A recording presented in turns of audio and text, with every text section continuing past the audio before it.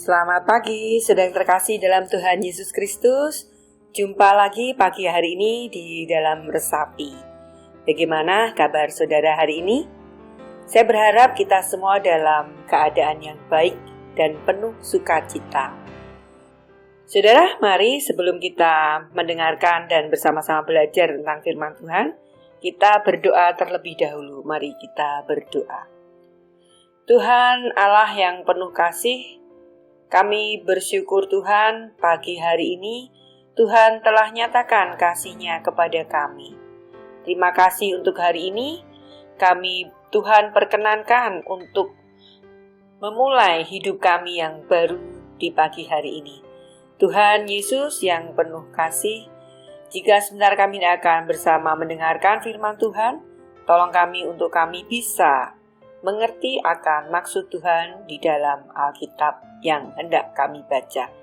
Hanya dalam pengasihan Yesus Kristus kami berdoa dan mengucap syukur. Amin. Saudara terkasih dalam Tuhan Yesus Kristus, pagi hari ini kita akan bersama-sama merenungkan firman Tuhan dari Yohanes 4 ayat 14. Yohanes 4 ayat 14. Demikian firman Tuhan. Barang siapa minum air yang akan kuberikan kepadanya, ia tidak akan haus untuk selama-lamanya. Sebaliknya, air yang akan kuberikan kepadanya akan menjadi mata air di dalam dirinya, yang terus-menerus memancar sampai kepada hidup yang kekal. Demikian firman Tuhan dari Yohanes 4 ayat 14. Bapak, Ibu, dan saudara terkasih dalam Tuhan Yesus Kristus, Resapi pagi ini saya memberikannya judul Mencuci Hati. Ya, mencuci hati.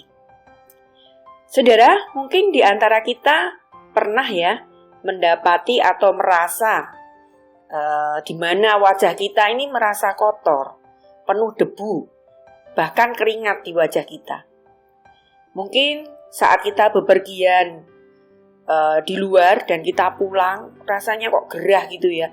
Wajah yang kotor, penuh debu atau keringat begitu. Pasti seluruh tubuh kita akan merasa tidak nyaman, saudara ya. Padahal yang kena mungkin hanya wajah saja.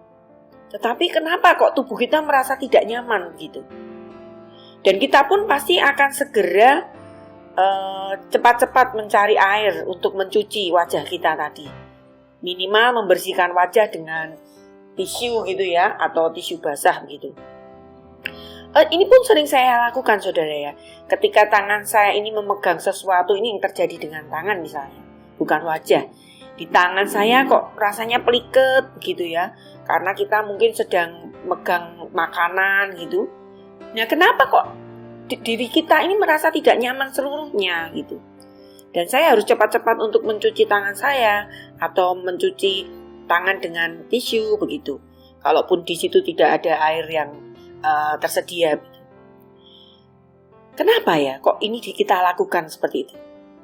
Nah, saudara yang terkasih dalam Tuhan Yesus Kristus, selain dapat memberi kenyamanan dalam tubuh kita, hal itu juga berguna memberi kesegaran baru bagi seluruh tubuh kita. Yang tadinya kita merasa gerah, padahal yang kena hanya muka saja atau tangan saja, tetapi tubuh kita yang merasa tidak nyaman gitu. Ketika kita mencucinya, kita sudah merasa nyaman kembali, segar kembali gitu. Begitupun hati kita. Ketika hati kita kotor, penuh luka dan dosa, pasti seluruh hidup kita tak ada damai sejahtera, tidak ada damai sukacita. Tidak nyaman hidup kita. Mungkin ketemu seseorang yang membuat hati kita kotor atau hati kita sedih, hancur. Itu kita jadi gak enak, gak mau, takut gitu ya. Oleh sebab itu, saudara yang terkasih dalam Tuhan Yesus Kristus, sebaiknya hari ini kita cepat-cepat mencari air kehidupan untuk mencuci hati kita. Janganlah kita mencuci air dunia, karena itu akan hanya membuat kita semakin kotor gitu. Jadi kita memang sebaiknya membersihkan hati kita dengan kasih karunia Tuhan.